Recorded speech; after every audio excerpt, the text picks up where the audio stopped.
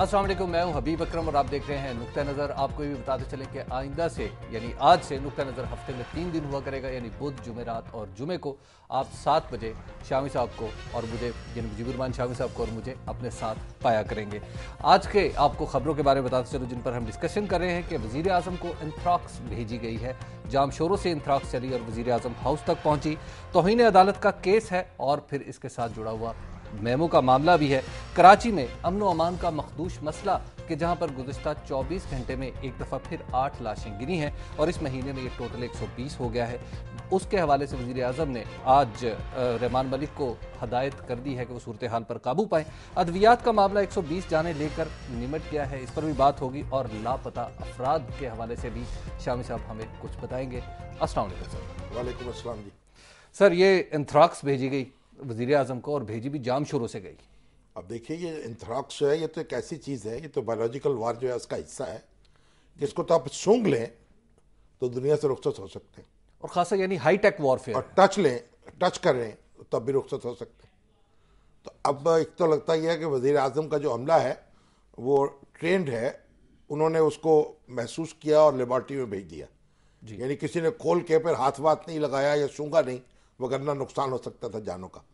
लेकिन ये बड़ी हाई टेक सी साजिश लगती है। नहीं, हाई टेक साजिश कोई जाम शोरों से एक ओरिजिनेट हो। खौफ का पैगाम है जो भेजा गया। पहले अमेरिकन कांग्रेस में भी एक वाक़या हुआ था कि जो वहाँ की सरबराह थे उसकी अदालती कमेटी के, जुडिशल कमेटी के, उसको भेजी गई थी एंथ्राक्स और 2 दिन के लिए बंद हो गई थी कांग्रेस।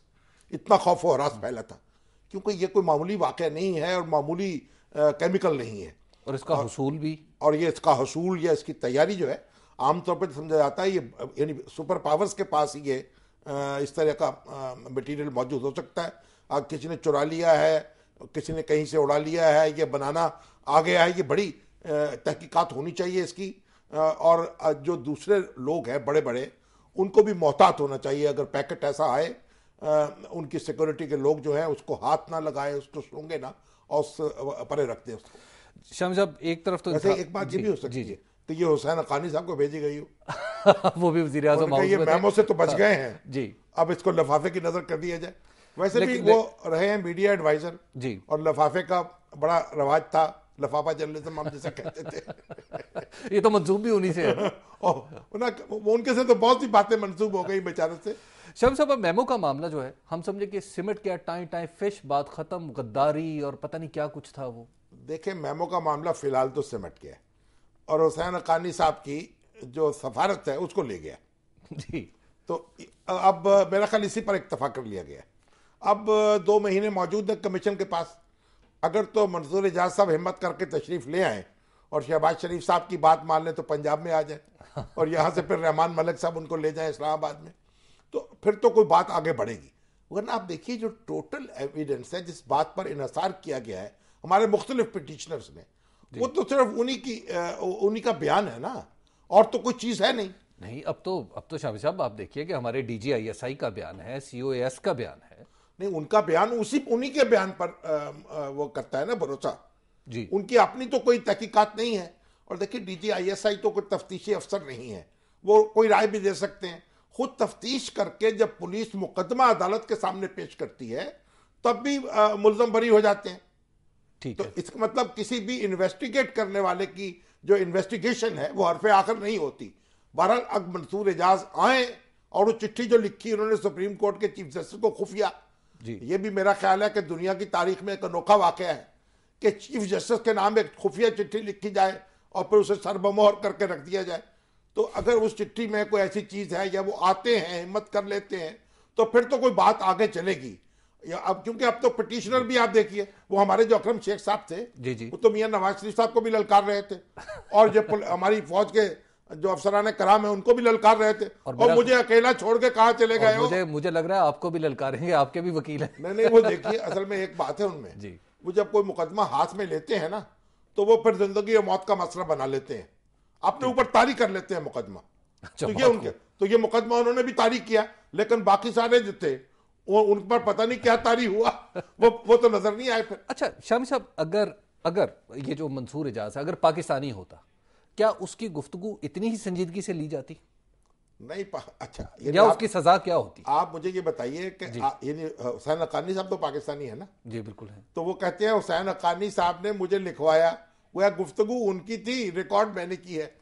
तो अब ये भी समझें कि अफवाज पाकिस्तान जो है वो ये उन पर मुनसर है। चाहे शेर जो है ना, चाहे अंडा दे चाहे बच्चा दे, चाहे तो किसी पाकिस्तानी की बात पे खफा हो जाए और चाहे किसी अमरीकी की बात पे खुश हो जाए। तो वो जो तौसी का मामला वो मार्च में अगले महीने दरपेश अपना पाशा साहब का, जी मेरा ख्याल है पाशा साहब की एक तौसी तो हो चुकी है जी। अब दूसरी तौसी मुमकिन जरा नजर नहीं आती मुझे, अगरचे के कई हमारे तजिया निगार उन्होंने कहा जी कि वो बयान देंगे तो उनको तौसी मिलेगी। वजीर आजम ने उनको ये बात इशारा दे दिया है कि वो अगर सुप्रीम कोर्ट में या उस कमीशन के सामने उनकी मर्जी का बयान दे दे तो फिर तौसी हो जाएगी, वगरना नहीं होगी। अच्छा, लेकिन मेरा ख्याल अब जो कुछ हो चुका है उसके बाद पाशा साहब खुद भी शायद ना चाहे, मॉरल ग्राउंड्स भी थोड़ी सी वीक हो गई। मतलब ये है कि पाशा साहब अब इतने कॉन्ट्रोवर्सीज में आ गए हैं तो उनको कोई खिदमत तो इख्तिदार से बाहर रह के भी हो सकती है ना। अच्छा, अब शामी साहब ये जो यानी हम समझे कि मेमो का मामला जो है ये 9 तारीख को इसका बाकायदा जनाजा हो जाएगा, तदफीन हो जाएगी? नहीं, मैं ये नहीं समझता कभी तदफीन होगी, तो अभी सख्ते में है, मुर्दा जिंदा भी हो सकता है। तो वो आप इतने बेचैन ना हो करे, पाकिस्तान के हर कुछ होता, सब कुछ हो सकता है। तो यहाँ आपको मालूम है वजीर आजम को chief of army staff dismiss कर सकता है तो वजीर आजम बयान वापस ले सकता है, वजीर आजम बयान वापस ले सकता है जी। आईन और कानून की खिलाफ वर्जी करने का कह के फिर उसको यानी वो माफी मांग सकता है अच्छा शाहिद साहब, जब चलिए वजीर आजम इंतराक से भी बच गए, मेमू से भी बच गए, ये तौहीन अदालत का मामला जो है ये टेढ़ा लग रहा है। इसमें एक जज कह रहे हैं कि अगर तौहीन अदालत का नोटिस वापस भी हो जाए तो खत तो आपको लिखना पड़ेगा। नहीं, वो अच्छा तौहीन अदालत का खत वो लिख देंगे तो लिख देंगे भाई। खत तो खुद कह रहे हैं ना हमारे ये जो इत्तेजाज हसन साहब। अब देखिए इत्तेजाज हसन साहब के बारे में क्या कुछ उड़ाया गया। हम भी असल में बहुत जज्बाती लोग हैं, वो हमारी मर्जी के खिलाफ कोई आदमी चलता है हमें गुस्सा आ जाता है। कहा जी ये तो 2 करोड़ रुपए में इनको फीस मिली है और इनको तो जनाब अगला वजीर आजम बनाने का वादा किया गया है और इनको सेनेट का टिकट भी दिया जाएगा, ये इल्जामात लगे। अब सेनेट का टिकट तो खैर उनका हक है, लेकिन उन्होंने 100 रुपया फीस ली है वजीर आजम से। वजीर आजम इतने गरीब है? हाँ, वो इतने कनात पसंद हो गए। अच्छा, तो 100 रुपया एक सिंबॉलिक फीस ली है और उन्होंने कहा कि यही 100 रुपया मैंने चीफ जस्टिस इफ्तिखार चौधरी साहब जो है उनसे ली थी जब उनका मुकदमा लड़ा था। ये केस भी उसी अंदाज में लड़ने का प्रोग्राम तो नहीं बना रहे? तो 100 रुपया उन्होंने फीस ली है और बाकी यह है कि देखिए वजीर आजम का मामला है, अगर तो वो कहे कि हम ठीक है खत लिख देंगे, अगर अदालत ये कहती है कि खत लिखें, इससे इस्तेसरा मुतस्सर नहीं हो रहा तो वो खत लिख देंगे। बाद में हो सकता है आप ऐसा करें डाकिया जो है उससे कुछ काम हो जाए, ये भी हो सकता है ना। लेकिन शामी साहब इसका मतलब ये है कि तौहीन अदालत का केस सिर्फ इसलिए जिंदा हुआ था कि ये खत लिखवाया जा सके? तो और क्या होगा, और क्या करना है? कोई अदालत की मंशा भी यही होगी? नहीं, खत ही लिखवाना है ना, और क्या करना, वजीर आजम को सजा देनी। देखिए यही रहा है कि देखिए अदालत ने तो अपना हुक्म मनवाना है, ठीक है, जिसको वो हुक्म समझ ले अपना तो जब हुक्म मान लिया जाए तो बात खत्म हो गई और रात गई बात गई। तो इत्तेजाज हसन जो है वो तो इस्तिस्ना के मसले से भी जरा गुरेज कर रहे हैं अदालत में, इसलिए कि वो इस बहस में पढ़ना नहीं चाह रहे। देखिए उनकी बड़ी एक असल में देखिए बारीक किस्म की आर्गूमेंट है जो लोग वो समझ नहीं रहे, उसको लतीफ बात है। वो क्या मसला, मैं आपको कहता हूं कि आप 5,000 रुपया खैरात कर दे, ठीक है, या मेरी तरफ से फला साहब को दे दे, ठीक है। अब आपके पास 3,000 रुपया है तो अब 2,000 रुपया हासिल करने के चक्कर में पड़ जाते हैं। ठीक है, मैं कहता हूं जनाब आपने मेरी बात नहीं मानी। आप कहते हैं भाई मैं 5,000 रुपया इकट्ठा कर रहा हूं, जो ही इकट्ठा होगा मैं दे दूंगा। तो इसका मतलब यह है वजीर आजम, वो कहते हैं वजीर आजम इस्तिस्ना की मौजूदगी में ये खत लिख ही नहीं सकते थे, जब इस्तिस्ना खत्म होगा वो खत लिख देंगे। और अदालत कहती है आप इस्तिस्ना लेने के लिए हमारे इरादा तो मौजूद है, वो कहते हैं जो ही इस्तिस्ना खत्म होगा खत लिख देंगे। तो अदालत अगर कहे कि ये हम इस्तिस्ना खत्म कर रहे हैं आप खत लिखे, अदालत कहे तो इस्तिस्ना इससे मुतस्सिल खत्म तो नहीं कर सकती अदालत, ये तो कॉन्स्टिट्यूशन में लिखा हुआ है। ये कह सकती है कि ये खत इस्तिस्ना को मुतस्सिल नहीं करता। ये क्या बात हुई? ये किस तरह की बात? ये अदालत इस तरह का फैसले के लिए बड़ी कहीं दूर दूर से दलीलें और तावीलें लानी देखिए लाना पड़ेगा ना कि ये जो इस्तिस्ना है क्योंकि मुकदमा इससे नहीं चलेगा या कोई और इंटरप्रिटेशन, यानी अब अदालत को ये साबित करना होगा ना। हम और आप तो अदालत नहीं है, तो एक ऐसा खत लिख देंगे, फिर पोस्टमैन के साथ मिलके कुछ चक्कर वक्कर चला लेंगे। एक ब्रेक का वक्त हुआ जाता है। ब्रेक के बाद हम दीगर मौजूआत पर भी बात करेंगे। 04236368 पर आप हमें कॉल भी कर सकते हैं। आप देखते रहिए नुक्ता नजर।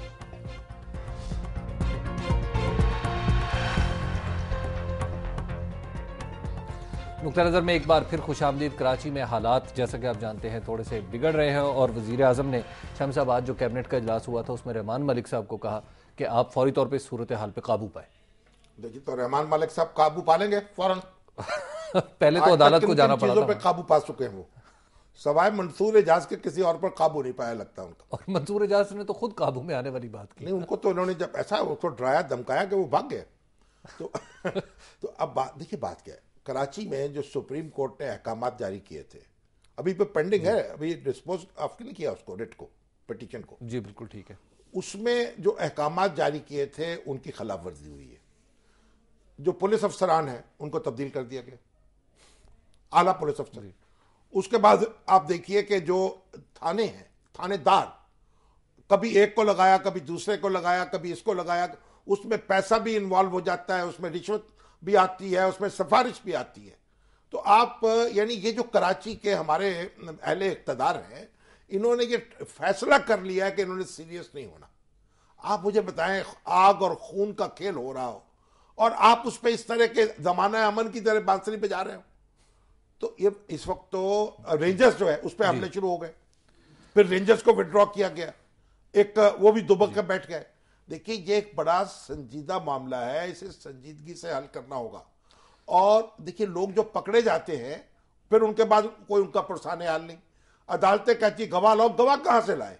आप मुझे बताएं, दहशतगर्द जो है वो गवाहियां देख उनकी मौजूद होंगी? शामी साहब, हमारी एक प्रोग्राम की टीम अभी रिसेंटली कराची गई थी, तो वहां पे किराए पर असला मिल रहा है और आम मिल रहा है। देखिए, ये उसने डिस्कवर किया। एक मतलब यह है कि पूरी लगन से यह काम करना पड़ेगा और सुप्रीम कोर्ट को चाहिए कि दोबारा वहां निशस्त करे और ये अमल करवाए अपने अहकाम। लेकिन शामी साहब, जब MQM की तरफ से ये कहा जाए कि ये जो सारा असला है ये बाहर से आ रहा है और ख़ास तौर पर आप यूं कहिए कि KPK से आ रहा है, उसके बाद एक मखसूस ग्रोह को टारगेट किया जाए, फिर वो मखसूस ग्रोह जवाबन MQM को टारगेट कर ले, जहां मामला इतने गंभीर हो चुके हों। देखिए, बात यह है कि ये सारे ही जिम्मेदार हैं। कोई आप ये ना समझे कि सब इनमें से कोई ऐसा है जो आबे जमजम में नहाया हुआ है। हर जमात के अंदर ऐसे अनासर मौजूद है और हर जमात को चाहिए कि उन अनासर को निकाले और हुकूमत को चाहिए कि वो असला बरामद करे। लोगों को देखिए, लोग पकड़े जाते हैं, अदालतों में मुकदमे नहीं चलते, सजाएं नहीं होती, आप एविडेंस ही नहीं होती। जब तक आप ये जो पुलिस अफसरान हैं या जॉइंट इन्वेस्टिगेशन टीम कम अज कम उनके सामने किए गए एतराफ को एक शक्ल नहीं देंगे कानूनी और उनकी पुलिस अफसरों की गवाही को तस्लीम नहीं करेंगे टेररिज्म के केसेस में, उस वक्त तक अदालतों में फैसले नहीं हो पाएंगे। लेकिन शामी साहब, एक और बात भी है ना, इसमें एजेंसीज का नाम भी लिया जाता है और खास तौर पे कहा जाता है जी ज़ियाउल हक ने बुनियाद रखी इस सारे मामला को बिगाड़ने की, और इस वक्त जो है वो एजेंसीज है। कौन सी एजेंसी? हमारी जो मुख्तलिफ खुफिया एजेंसी टारगेट किलिंग करवा रही है, वो टारगेट किलिंग भी करवा रही है। क्यों? वो अभी तो ये इल्जाम भी लग रहा है कि बरामदा बुगटी की बहन को भी कराची में एजेंसीज में मारा। नहीं, वो देखिए, उनको क्यों मारने की जरूरत थी? उनके तो देखिए पोते और नवासे वहां सब चैन से रह रहे हैं। ये जो औरतों को मारना है, ये लोग हैं, ये नकाबपोश लोग हैं, ये टारगेट किलर्स जो हैं, इनको यानी औरतों को निशाने बना रहे हैं बेशर्म लोग। अब देखिए, वहां से वो मोअज़्ज़ज़ खानदान है, बुगटी साहब के नवासे हैं, पोते हैं, नवासा तो शामिल है उसमें काबीना में, MP है, उसकी बेगम है, उसका बच्चे। तो ये जो अब हर बात हम कह दें कि एजेंसियों ने की है, ये भी बड़ी ज्यादती होगी। एजेंसियों की ज्यादतियां अपनी जगह हैं, लेकिन दहशतगर्दों को हम प्रोटेक्शन दे दें, ये भी तो अजीब बात है ना। तो टारगेट किलर्स को पकड़ना, उनको सजा दिलवाना, उनके लिए कानून बनाना, उसमें तरमीम करना, ये हुकूमत की जिम्मेदारी है और अदालतों की जिम्मेदारी। और हुकूमत में है PPP MQM। मैं इस पे बहस नहीं करता। देखिए, PPP हो, ANP हो, MQM कोई हो, ये दहशतगर्द जो हैं वो किसी के नहीं है। ये सेक्टेरियन भी हैं, ये लिसानी भी हैं, ये बाहर से ट्रेन हुए भी हैं, ये अंदरूनी भी हैं, जो भी हैं, इनके खिलाफ कार्रवाई होनी चाहिए और स्टेट को पूरी ताकत लगा देनी चाहिए इनके खिलाफ। शाम साहब, हम स्टेट किसे कहें? कराची के मामले में स्टेट किसे कहें? नहीं, स्टेट हम अब देखिए, पुलिस है, फौज है, रेंजर्स है, उसी को स्टेट कहेंगे। और गवर्नमेंट जो है उसको रिप्रेजेंट कर रही है, इलेक्टेड गवर्नमेंट है, तो उसमें हम उसी को जिम्मेदारी है उसकी, उसने जान और माल का तहफ़्फ़ुज़ करना है। वो अवाम से मुंतखब होकर आई है हुकूमत, कहीं बाहर से इंपोर्ट तो नहीं हुई ना, तो उसकी जिम्मेदारी है। देखिए यही ये फसाद है, यही मिसिंग पर्सन्स की बातें क्यों होती हैं फिर। अभी आपने देखा कि सुप्रीम कोर्ट में वो 11 आदमी जो जीएचक्यू पे हमले के जिम्मेदार थे और आईएसआई के एक कैंप पर भी उन्होंने हमला किया था, जी बिल्कुल, उनको उनके खिलाफ कोई गवाह नहीं था, उनके खिलाफ कोई एविडेंस नहीं थी, अदालत ने उनको बरी कर दिया। बिल्कुल ठीक उसके बाद उनको गिरफ्तार करके रखा गया और नजरबंद कर दिया गया। अदालत ने नजरबंदी खत्म कर दी, बाहर निकले वो धर लिए गए, फिर वो एजेंसियों के पास आ गए। आप 3-4 की तो लाशें मिल चुकी, बाकी जो उन्होंने कहा, सुप्रीम कोर्ट में उनके वकील ने कहा आप जाके उनको अस्पताल में मिल लें। और लेडी रीडिंग हॉस्पिटल जो है पेशावर का, वहां 2 नौजवान वहां थे, उनके खानदान के लोग उनको देखने के लिए गए। एक भाई जो है उनका अब्दुल सबूर, वो तो मारा जा चुका, और 2 भाई वहां थे। वो कहते हैं कि उनकी इतनी बुरी हालत थी कि वो चल नहीं सकते थे, उनकी टांगें खुश्क हो चुकी थी, उनको मोड़ नहीं सकते हैं, उनके वजन जो है कम हो चुके हैं, हड्डियों के ढांचे हैं, इस तरह टॉर्चर किए गए हैं। यानी अल्टीमेटली सरकारी इदारों के पास थे लोग। जी, तो अब आप मुझे बताएं कि सरकारी अदारे जो हैं अगर इस तरह करेंगे, और आज जो पेशावर हाई कोर्ट के चीफ जस्टिस हैं दोस्त मोहम्मद खान साहब, उन्होंने भी मुकदमा वहां उन्होंने दरखास्त गुजार के बाड़ा के रहने वाला हूं, मेरे 2 बच्चे स्कूल में पढ़ते थे, उनको ले गई एजेंसियां। तो आज चीफ जस्टिस ने कहा कि एजेंसियों के खिलाफ लोग निकलेंगे सड़कों पर, आपको खुदा खौफी करें। देखिए इसकी कोई दहशतगर्द हो, कोई, हर एक को हक हासिल है कि कानून के मुताबिक उससे काम किया जाए। लेकिन एजेंसियों को कौन कानून की नुकेल डालेगा? एजेंसियों को आप देखिए, सुप्रीम कोर्ट के सामने आंसरेबल हो रही है, सुप्रीम कोर्ट ने बुलाया है, अब वो कह रहे हैं हम इनका आर्मी एक्ट के तहत हम मुकदमा चलाएंगे। भाई पहले चला लेते।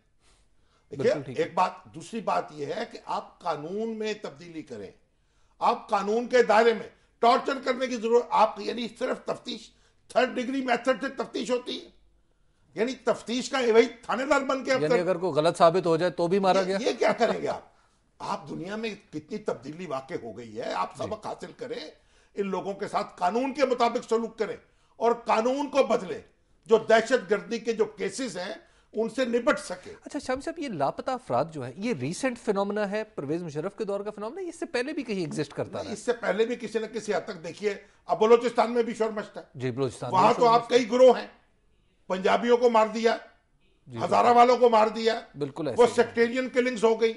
उसके बाद ये बीच में एक और इंतहा पसंद दूसरे मिल गए। अब उन्होंने एजेंसियां भी इस खेल में शरीक हो सकती हैं, दूसरे भी शरीक हो सकते हैं। लेकिन सवाल यह है कि जो पाकिस्तान की एजेंसियां हैं उनकी जिम्मेदारी है उनकी जान और माल की हिफाजत। वो ये नहीं कह सकती कि हमें क्या पता जी कि वो अगर कोई और कर गया है तब भी आपकी जिम्मेदारी है उसकी उस तक पहुंचे। और ये जो जब तक आप कानून में तब्दीली नहीं करेंगे, आप उस वक्त तक काम नहीं चलेगा। आप पुलिस मुकाबलों में लोगों को मारेंगे, आप टॉर्चर करके मारेंगे, तो इसका बड़ा बुरा असर पड़ेगा। लोग जो है वो उनकी वफादारियां खत्म हो जाएंगी सरजमीन के साथ। लेकिन हमारे एजेंसियों को मसले बड़े अहम है, जो मेमो गेट है और दूसरे से वो इन कामों में भी मसरूफ है, उनको मुल्क की सियासत भी चलानी है, खारजा पॉलिसी भी देखनी है, दफाई पॉलिसी भी देखनी है और टुकाई भी करनी है। अच्छा वैसे शामी साहब, अब ब्रेक का वक्त होने वाला है, क्या हम इनको कंट्रोल कर सकते हैं? Can we control it? भाई बिल्कुल कर सकते हैं। इनको ये बात समझनी चाहिए। अभी तो इस वक्त हमारी अदालतें एक अपना प्रेशर डाल रही हैं। और दूसरी बात यह है कि जो ये जो वाकयात हैं इस तरह के, इनका कोई फायदा नहीं है, इनका नुकसान ज्यादा है। आप आर्मी एक्ट के तहत मुकदमा चलाएं, खुद चलाएं, चलिए ठीक, चलाएं तो सही ना, मुकदमा तो चले ना, मुकदमा चले, सजा हो, खुद सफाई पेश करने का मौका मिले उसको, ताकि पता लगे कि इसने जुर्म क्या किया। ये बात मैं मानता हूं कि हमारे बच्चे भी, नौजवान भी बज़ाहिर आपको बहुत ठीक नजर आते हैं, लेकिन दर हकीकत उनके ज़हन जो है अगवा हो चुके होते हैं। कहीं बिल्कुल ज़हन किसी ने खराब कर दिया, वो बहुत कुछ कर सकते हैं, लेकिन इसका मतलब ये नहीं है कि उनके साथ बहुत कुछ किया जाए। हमारे अपने ही बच्चे हैं, नहीं कुछ हो। हाँ। देखिए कानून के मुताबिक, और कानून के मुताबिक उनके साथ मामला होना चाहिए, इंसाफ होना चाहिए। उनको भी पता हो कि हमने ये गलती की है, हमने ये हमला किया है, हमें उसकी सजा मिल रही है। अभी वक्त हुआ एक ब्रेक का। ब्रेक पर जाने से पहले मैं आपको बता दूं 04236368 पर आप हमें कॉल भी कर सकते हैं। देखते रहिए नुक्ता नजर।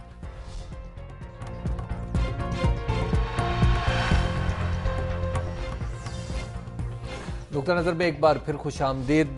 शामी साहब, अद्वियात का मामला अगरचे निमट गया, लगता ऐसे है कि शायद मिल गए हैं, इसके खुरे बुरे मिल गए हैं, लेकिन पंजाब असम्बली में जो हंगामा हुआ इसके ऊपर, उस पर आप क्या कहेंगे? जिस तरह की जबान। पंजाब असम्बली में बाद में आते हैं, पहले तो इस पर भी आज ना जरा जी। ये अभी मामला अभी चल रहा है।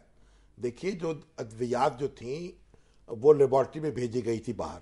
जी बिल्कुल। तो लंदन से एक रिपोर्ट आ गई है, उसमें बताया गया है कि एक दवा जो दी गई थी वो उसमें मलेरिया की दवा शामिल हो गई थी, गलत बनी है, उसमें जहरीला मवाद था और इस वजह से मरीज जो है निशाना बने। ठीक है। देखिए, मैं पहले आपसे ये अर्ज करूं कि 60,000 मरीज जो हैं उनको PIC जो पाकिस्तान इंस्टीट्यूट ऑफ कार्डियोलॉजी है वहां से मुफ्त दवा फराम की जा रही है। 60,000 मरीजों को, उनमें से 4,000 जब तहकीकात की तो 4,000 वेरीफाइड नहीं हो पाए, वो जाली हैं, वो कि जिन्हें अपना यानी दवा खाने के लिए या पैसे बटोरने के लिए काम कर लिए। 60,000। जी बिल्कुल। अब उसको आप देखिए कि उसमें एक दवा का रिएक्शन हुआ, 300 के करीब लोग जो है उसका मुतासर हुए। बिल्कुल ठीक है। और 100 से कुछ जायद जो है वो इंतकाल 120 से 24 के दरमियान फिक्र है, बिल्कुल ऐसे। अब उसमें आप ये देखिए कि उसमें कोई दवा भी खराब हो सकती, कोई रिएक्शन हो सकता है उस मरीज को भी, यानी सारे मरीज तो नहीं उससे मुतासर हुए ना, तो किसी मरीज के अंदर ये ऐसा हो सकता है कोई वायरस और मौजूद हो। और फिर जो ये दवा इस्तेमाल कर रहे थे वो पहले भी कमजोर होंगे ना, मरीज कुछ थे। हो सकते हैं ना। मेरा मतलब असल में इस पे एक हंगामा उठ गया, उठना भी चाहिए। एक आदमी का कत्ल जो है या मौत जो है वो भी बहुत अफसोसनाक है, लेकिन हुआ क्या कि बजाय इसके कि आप तहकीकात करें और नतीजे तक पहुंचे, अभी लेबोरेटरी की रिपोर्ट आई है, कराची की वो फर्म है जी बिल्कुल जिसने ये दवा बनाई है, अब उसको सील किया गया है। यहां क्या, यहां आपको मैं बताऊं 9 कमेटियां जो है बन गई उसकी तफ्तीश के लिए। वजीर आला की जो इंस्पेक्शन टीम है उसको जुम्मे लगा दिया गया, आप तफ्तीश करें। जो एक ख्वाजा सलमान रफीक साहब एक फैक्ट फाइंडिंग कमीशन, उनके वो चेयरमैन हो गए। उसके बाद ये हमारे जो जावेद अकरम साहब हैं जो जना अस्पताल के चीफ डॉक्टर, उनकी निगरानी में क़यादत में एक कमेटी बना दी गई। फिर जो सर्विसेज अस्पताल के डॉक्टर साहब हैं हमारे, वो क्या नाम है उनका, बड़े मशहूर हमारे फैसल मसूद, उनकी क़यादत में भी एक कमेटी कायम हो गई। 2 लेडी डॉक्टर्स हैं, उनकी क़यादत में कमेटियां कायम हो गई। एक एवेल्युएशन करेगी मैन्युफैक्चरर्स की, दूसरी जो है वो एक अपनी दवाइयों के ऊपर वो जायजा लेगी। तो आप मुझे एक बात बताएं कि इतनी कमेटियां बैक वक्त काम शुरू कर दिया उन्होंने, नी जर्क रिएक्शन। अच्छा, फिर FIA जो है वो भी आ गई, वफाकी हुकूमत भी आ गई। उसके बाद आपकी सूबाई हुकूमत ने एक मेजर मुबशर साहब DIG हैं, उनकी क़यादत में कमेटी बना दी। 2 दिन उन्होंने काम किया, उनको बदल के हमारे जुल्फकार चीमा साहब को ले आए, वो कमेटी बना दी। फिर आप देखिए उसके बाद सुप्रीम कोर्ट ने खुद नोटिस ले लिया। यहाँ चीफ जस्टिस जो है उनको चिट्ठी लिखी चीफ मिनिस्टर ने कि आप जुडिशल कमीशन बनाए। उन्होंने जस्टिस एजाज उल हसन को कहा कि आप कमीशन बना दिया उनका। उसके बाद एक वकील साहब पहुंच गए दरखास्त लेके, वो जस्टिस उमर अता बंदयाल जो है उनकी अदालत में मुकदमा शुरू हो गया, एक सेशन कोर्ट में दरखास्त शुरू हो गई। आप मुझे बताएं कि ये 9-10 मुकामात पर एक ही शोर हंगामा शुरू हो गया और ये बात नहीं हो रही। फिर उसके बाद धड़ाधड़ जो चीफ एग्जीक्यूटिव है, जो एक बैनुल अक़वामी शोहरत के कार्डियोलॉजिस्ट हैं, लाखों मरीज देख चुके हैं और सैकड़ों रोज देखते हैं, उनको सस्पेंड कर दिया गया। उसके बाद सेक्रेटरी सेहत, उनको सस्पेंड कर दिया गया। MS जो है उनको गिरफ्तार कर लिया गया। और अच्छा, 2-3 जो मालिकान थे कंपनियों के, उनको पकड़ लिया गया। और ये सारे काम इस रिपोर्ट के आने से पहले हो गए। अब 2 आदमियों की तो बेल ले ली सुप्रीम कोर्ट ने। एक की कहा कि भाई इनकी तो लाइसेंस ही नहीं था, दवाइयां कैसे बना रहे थे। तो ये एक हंगामा उठा दिया गया खुद। अब एक मीडिया भी उसमें शरीक हो गया, हमारे भाई बंद भी, और खुद हुकूमत भी शरीक हो गई, एक कमेटी और अपोजिशन भी शरीक हो गई। एक कमेटी आप भी अनाउंस कर दे मेरी सरबराही में, वो आप ही तहकीकात करने में क्या हुआ। और अपोजिशन जो थी वो तो क्योंकि आप शहबाज शरीफ साहब की और जरदारी साहब की नहीं बन रही, तो अपोजिशन ने भी बहुत हंगामा शुरू कर दिया। तो अब होगा, अब ये इलेक्शन ईयर है, इलेक्शन में अब अपोजिशन ने भी अपनी जिंदगी का सबूत देना है, हुकूमत ने भी देना है। नतीजा ये है कि इतना हंगामा करने के बाद, और सेक्रेटरी सेहत जिनका कोई ताल्लुक ही नहीं लेना देना। वो मुझे किसी सरकारी अफसर ने कहा कि हम काला बकरा हैं, हमें कुर्बानी दी जाती है, उनको भी जरा मुअत्तल कर दिया गया। तो एक बदनज़मी जो है, अफरा तफरी पैदा हो गई और पता नहीं क्या हो गया, और नतीजा रिपोर्ट आई है तो एक दवा जो है वो मुज़िर निकली है और उसकी कार्रवाई उस पर होनी चाहिए। कार्रवाई देखिए जिम्मेदारों पर होनी चाहिए, लेकिन तहकीक के बाद, तफ्तीश के बाद, ये हमारे जो वजीर आला हैं, ये बड़े इनमें एक जुनून है, एक खिदमत का, मैं मानता हूं उसको, मैं उनकी कई चीजों का मद्दा हूं, लेकिन ये जो एक जुनून का तो मैं भी मद्दा हूं ना, वो एक है लगन लगी हुई, लेकिन लगन का ये मतलब नहीं है कि आप हुस्न इंतजाम जो है उसकी तरफ तवज्जो न दें।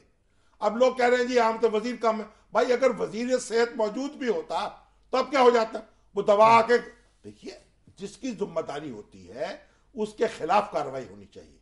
ये पूरा मुल्क जो है, अदालतें, मीडिया, अपोजिशन, हुकूमत, इसकी नजर हो गई।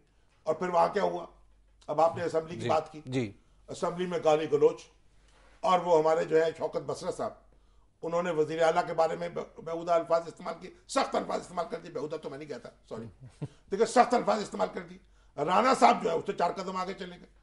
और अब उसके बाद उनका जो बेटा है, ये शौकत बसरा जो अपोजिशन के एमपी हैं पीपल्स पार्टी के, उनका बेटा अकलौता है, उसके किडनी में प्रॉब्लम हुई थी, उसकी किडनी रिप्लेसमेंट इंडिया में हुई है, ठीक है, और वो भी कोई कामयाब नहीं हो सकी। उसके लिए वजीर आला ने पैसे मंजूर किए थे। अब देखिए अगर किसी शख्स के पास पैसे नहीं है और वो एमपीए है, उसका अकलौता बेटा है, उसका इलाज करना, इसमें बुरी बात क्या है? इसमें फिर आपको तो बड़ा दिल करना चाहिए, आपने किया, एमपीए भी हैं, शायद उसके बाद ताना दिया, उसका हंगामा शुरू हो गया, और फिर ऐसे ऐसे अल्फाज राणा सनाउल्लाह ने इस्तेमाल किए कि मैं तो वो दोहरा ही नहीं सकता वो अल्फाज जो कुछ कहा। फिर जो उन्होंने असेंबली के बाहर आके कहा, वो यही मैं कह रहा हूं, मैं दोहरा ही नहीं सकता। अब वो कहते हैं मैं माफी नहीं मांगूंगा, वो कहते हैं माफी नहीं मांगो, हम आने नहीं देंगे। तो राणा साहब से गुजारिश है कि भाई माफी मांग लें, वो अल्फाज अच्छे नहीं थे। राणा वो होता है, बहादुर वो होता है जो गलती को मान लेता है, दूसरों को गलती को छोड़े, अपनी गलती मान लेनी चाहिए। लेकिन शामी साहब मजमूई तौर पे इसमें दो सवाल तो बड़े उठते हैं। एक ये कि हमारा जो पूरे का पूरा सिस्टम है वो सिर्फ नी जर्क रिएक्शन पे चल रहा है कि बस चीज आई हाला हाला शुरू हो, सिस्टम कहां होता है? आप देखिए पूरे मुल्क में कितने लेबोरेटरीज की हालत क्या है, बाहर आपको दवाइयां भिजवानी पड़ी, जहां जो उनकी टेस्टिंग हुई है उससे आप क्लियर, उनसे मवाजना कर लें। तो हमने जो काम करने हैं वो उन तरफ, उसकी तरफ तवज्जो होनी चाहिए।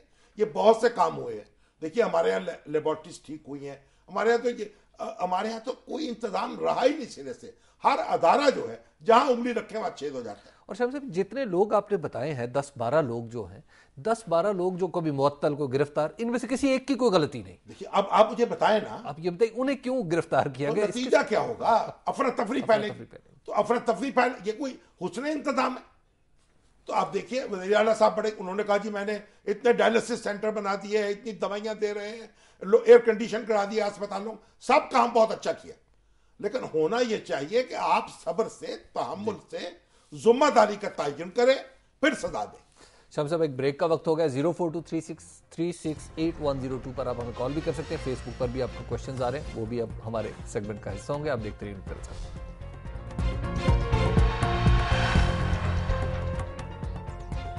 नुक्ता नज़र में एक बार फिर खुश आमदीद। मैं आपको अपना नंबर बता दूं, 0423636810 पर आप कॉल भी कर सकते हैं। सबसे पहले चलते हैं फेसबुक की तरफ। शाम साहब अरमगान मंजूर साहब हैं, इन्होंने सवाल किया है कि पाकिस्तान में जो जमहूरियत है वो तो सिर्फ उन्हीं लोगों के लिए सूदमंद है जिन्होंने खासा लंबा अरसा जेल में गुजारा हो, ना कि तालीम याफ्ता लोगों के लिए। हाँ, ये जेल में गुजारने के बाद लोगों की हमदर्दियाँ आपकी तरफ हो जाती हैं ना। जो आज़ादी की तहरीकें लड़ी गई उनमें ऐसा ही होता था कि वो लीडर जो थे वो जेल में रहते थे, वायलेट करते थे जो गैर मुल्की हुक्मरान है। और अब ये पाकिस्तान के बाद अगर नॉर्मल सियासत यहाँ शुरू हो जाती तो जेल जाने वाले इस तरह हीरो ना होते। लेकिन नॉर्मल सियासत क्योंकि शुरू नहीं हुई इसलिए उसका फायदा हो रहा है। तो इसका मतलब उसका फायदा इमरान खान को नहीं होगा? नहीं, इमरान खान तो जेल नहीं जाएंगे। वो तो कहते हैं, इमरान खान ने तो ये बयान दिया है कि मुझे जान का खतरा है। अच्छा, लेकिन मैं शेर की तरह मरना, गल्फ न्यूज को उन्होंने इंटरव्यू दिया है, शेर की तरह मरना पसंद करूंगा। अच्छा, हाँ, जेल भी नहीं, ठीक है। तो वो तो जान हथेली पे लेके फिर रहे हैं, बकौल उनके। शहजाद सरवर साहब स्पेन से जनाब की गल जी हाँ जी सर, बात ये है कि गरीब आवाम मर रही है अस्पतालों में, तो शौकत बसरा साहब के बेटे के लिए 13 लाख रुपया दिया जाता है, किसी वजीर के लिए 80 लाख रुपया दिया जाता है। जो आवाम हमें टैक्स दे रही है, इनको उनकी आवाम के टैक्स पे ये लोग याशियां करते हैं। नहीं, ये याशी नहीं है, नहीं है सर। देखिए उनका बेटा बीमार था, उसकी किडनी रिप्लेसमेंट होनी थी, इसलिए उनको ये पैसे दिए गए हैं जो मेरा ख्याल नाजायज नहीं है। और दूसरी बात मैं आपसे ये कर दूं, ये बात तो दुरुस्त है। देखिए हमने वो गुफ्तगू ये जो कीमतें में इजाफा हुआ है उस पर नहीं की जी, पेट्रोलियम प्राइसेस पे इस पे उन्होंने तवज्जो दिलाई है। अब देखिए शाम साहब, अब इवन पेट्रोलियम प्राइसेस हैं। नहीं, आप देखिए कि इतने ओगरा कह रहा है कि जरूरत नहीं है, हुकूमत ने बढ़ा दी है बगैर सोचे समझे, इसलिए कि रेवेन्यू जो है इजाफा हो जाए। अब रेवेन्यू की कमी आप पूरी कर रहे हैं लोगों से इस तरह का इनडायरेक्ट टैक्स लगा के, हर शख्स के पर टैक्स लगा के। जिन लोगों से टैक्स वसूल करना है उनसे टैक्स वसूल करे, आम आदमी के ऊपर बोझ कम करे। और ये जो तेल की कीमतें हैं, गैस की कीमतें हैं, इन्होंने लोगों की कमर जो है मजीद तोड़ी है। शाम साहब, वजीर आजम कहता है कि मेरे बस में नहीं है, ये हमारा वजीर आजम। ओगरा ने कहा है जरूरत नहीं है, हुकूमत ने कहा जरूरत है। खुर्रम शहजाद साहब है लाहौर से हमारे साथ। जी अस्सलाम वालेकुम खुर्रम। मैं मुजीबर रहमान शामी साहब से सवाल ये करना चाहता हूँ कि आज के वक्त में जो इतना आवाम पिस रही है महंगाई की चक्की में, क्या कोई पाकिस्तान में ऐसा लीडर है जो आगे लग के इस आवाम को बाहर लेकर आए इनके मसाइल के हल के लिए, ना कि लोग अपनी रोटी की फिक्र नहीं, बस जिंदगी घरों के अंदर बैठ के ही गुजार दें। आप बाहर लाने की जरूरत नहीं है, ये इलेक्शन होने वाला है, आप अपना वोट जो है अच्छी तरह इस्तेमाल करें, लोगों को कायल करें और ऐसे मुंतखब करें लोग जो आपके मसाइल हल कर सके, या कम से कम आपकी तरह जिंदगी गुजारने के आदी हूँ। सरफराज साहब है लाहौर से हमारे साथ। जी अस्सलाम वालेकुम सरफराज साहब। जी हेलो। जी जी जनाब। सर मेरी बात ये वाली है, ये जो अदलिया काम कर रही है आजकल, ये बिल्कुल अच्छा काम नहीं हो रहा। इनको चाहिए ये जो काम करें सदर जरदारी को छोड़ें और अच्छे फैसले करें। ये जो सदर जरदारी के ये सरफराज साहब, अगर आप अपने टीवी की आवाज आहिस्ता कर लें तो आपकी आवाज हम तक ज्यादा अच्छे तरीके से पहुंच पाएगी। सदर जरदारी को 248 का तस्ना हासिल है, ये सब जानते हैं, फिर उसके बावजूद अदलिया उसके पीछे पड़ी हुई है। सिर्फ उनको पूरे पाकिस्तान में एक इंसान नजर आ रहा है, क्या वो पाकिस्तान में कोई दूसरा इंसान नहीं है? चलिए आपकी बात पहुंच गई, आपकी अपनी राय है। देखिए अदालतें जो हैं वो बहुत कुछ कर रही हैं, मगर अदालतों के जरिए हर चीज दुरुस्त नहीं हो सकती, हमें खुद भी दुरुस्त करनी होगी और हुकूमतों को भी दुरुस्त करनी होगी। अब्बास साहब है लाहौर से हमारे साथ। जी अस्सलाम वालेकुम अब्बास साहब। वालेकुम सलाम जी। जी अब्बास साहब। शामी साहब फरमाएं जनाब। क्या हाल है सर आपका? ठीक आपकी दुआ है, अल्लाह का शुक्र है। अच्छा शामी साहब, मेरा सवाल ये है कि हमारे साथ एक जो ज्यादती हो रही है, हमें जो तालीम दी जा रही है, हम जमहूरियत के लिए तो हम बात करते हैं, लेकिन जमहूरियत के सिलसिले में आज तक हमें आइन नहीं पढ़ाया जाता, हमें पॉलिटिकल साइंस नहीं पढ़ाई जाती, हमारे स्टूडेंट्स को नहीं पढ़ाया जाता। अगर हमें ये मुताला पाकिस्तान जो हमें 14 नकात रटा रहे होते हैं या खुतबा आलाबाद करवा रहे होते हैं, अगर उसके साथ साथ हमें आइन भी पढ़ा दें तो शायद इस मुल्क में जमहूरियत आ जाए। ये आपकी बहुत अच्छी तजवीज़ है। जो मुताला पाकिस्तान का निसाब है उसमें आईन पाकिस्तान को भी शामिल करना चाहिए। खुतबा अहलाबाद की अपनी अहमियत है, 14 नुकात की अपनी अहमियत है, देखिए तारीख की अपनी अहमियत है और आजकल के हालात की अपनी अहमियत है। अस्करी तालीम में भी मेरा ख्याल इसको आइन को होना चाहिए, अस्करी भी हो सिविलियन भी हो, आइन जो है उसकी अहमियत को हमें समझना चाहिए। जी हमीद साहब है हमारे साथ कोरिया से मौजूद। जी अस्सलाम वालेकुम हमीद साहब। वालेकुम सलाम शामी साहब, अस्सलाम वालेकुम। वालेकुम अस्सलाम जी। जी सर, आज तक ये 65 साल से जो होना था वो तो आवाम ने भुगत लिया, लेकिन आगे के लिए ये जो शफाफ वोटर लिस्ट का मामला अटका हुआ है, इस पे हमें तो अवल ये समझ नहीं आ रहा है कि चीफ जस्टिस साहब जल्दबाजी कर रहे हैं या इलेक्शन कमीशन का मुजाहरा कर रहे हैं। देखिए बात यह है, मेरे ख्याल में अगर ये नहीं आपको मैं ये अर्ज कर दूं कि अब ये फहरिस्तें ठीक बन रही हैं, सुप्रीम कोर्ट का पूरा प्रेशर है और अब जो फहरिस्तें बनेगी, ये आइडेंटिटी कार्ड उसके अंदर नंबर होगा, तस्वीर होगी, नादरा के डेटाबेस की बुनियाद पर बन रही है और पाकिस्तान की तारीख में पहली बार एक ऐसी इंतखाबी फहरिस्त बनेगी जिस पर कोई एतराज किसी को नहीं होगा। टीपू साहब हैं सरगोदा से। जी जनाब टीपू साहब। जी अस्सलाम वालेकुम मुजीबर रहमान शामी वालेकुम अस्सलाम हजूर। जी सर, मैंने बदियुज़्ज़मान टीपू बोल रहा हूँ, 83 से पाकिस्तान पीपल्स पार्टी का मैं रेगुलर कारकुन हूँ। अच्छा जी। तो आपको आप बड़े दिन हो गए थे आपसे बात करने। दो मेरे मुख्तसर सवाल हैं। हाँ जी, हुक्म करें। पहला क्वेश्चन मेरा ये है कि मैं 80 की दिहाई और 90 की दिहाई में आपकी तरीरें, आपके ख्यालात, आपके नजरियात जुल्फकार अली भट्टो के बारे में या मोहतरमा के बारे में तसलसल से पढ़ता रहा हूँ, लेकिन गड़ी खुदा बख्श में जरदारी साहब को जब आपके साथ सरगोशियां कर रहे थे तो मुझे बहुत हैरानगी हुई। आप समझ गए होंगे मेरी तमाम बातों को। नहीं, आपको हैरानी क्यों हुई? जी देखिए, मैं एक अखबार नवीस हूँ, एक अखबार नवीस के तौर पर वहां गया था और जरदारी साहब का मेहमान था, वो मेजबान थे, और मेजबान से सरगोशी करना दायरे जलसे में तो सरगोशी ही होगी ना। तो आपको ऐसा कोई दिल बुरा नहीं करना चाहिए और मुतमईन रहना चाहिए, कोई ऐसी बात नहीं है। जी, अस्सलाम वालेकुम। हेलो हेलो जी, अस्सलाम वालेकुम जी।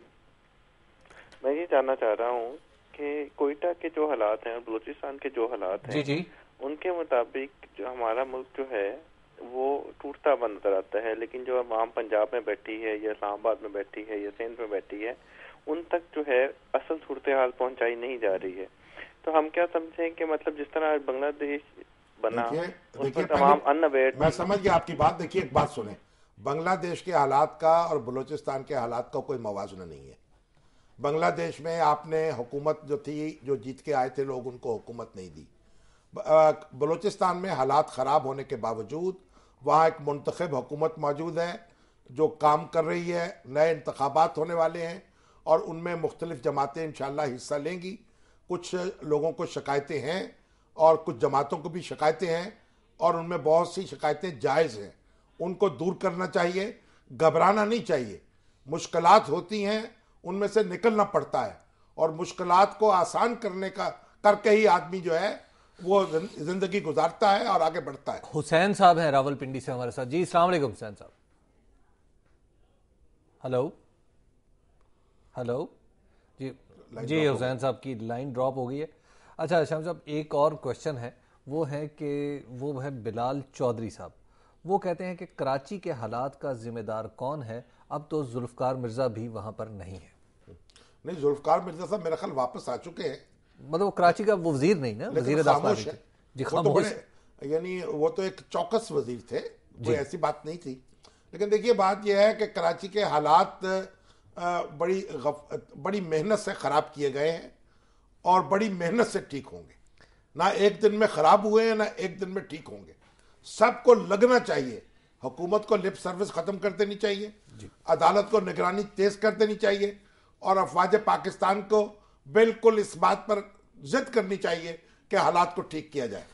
शाम साहब, आखिरी क्वेश्चन है फेसबुक से, इमरान शब्बीर साहब हैं। वो ये कहते हैं कि वफाकी हुकूमत को आखिर क्या हुआ कि पंजाब गवर्नमेंट के खिलाफ हो गई है? वो ये वफाकी हुकूमत भी है क्योंकि इलेक्शन में जाने वाली है, और सूबाई हुकूमत भी इलेक्शन में जाने वाली है, इसलिए दोनों ये गुत्थम गुत्था होती रहेंगी। आप इसमें परेशान ना हो। पार्टी माहौल पैदा, ये अखाड़ा जो है सज रहा है, अब दंगल हो रहा है। अब जरदारी साहब भी इसके अंदर होंगे, गिलानी साहब भी होंगे, और नवाज शरीफ साहब भी होंगे, शहबाज शरीफ साहब भी होंगे, और इमरान खान साहब भी अपनी जगह ललकारे मार रहे हैं। इमरान तो होगा। हमारे प्रोग्राम का वक्त खत्म हुआ जाता है। कल आपसे दोबारा फिर मुलाकात होगी। आज के लिए इजाजत दीजिए। खुदा हाफिज।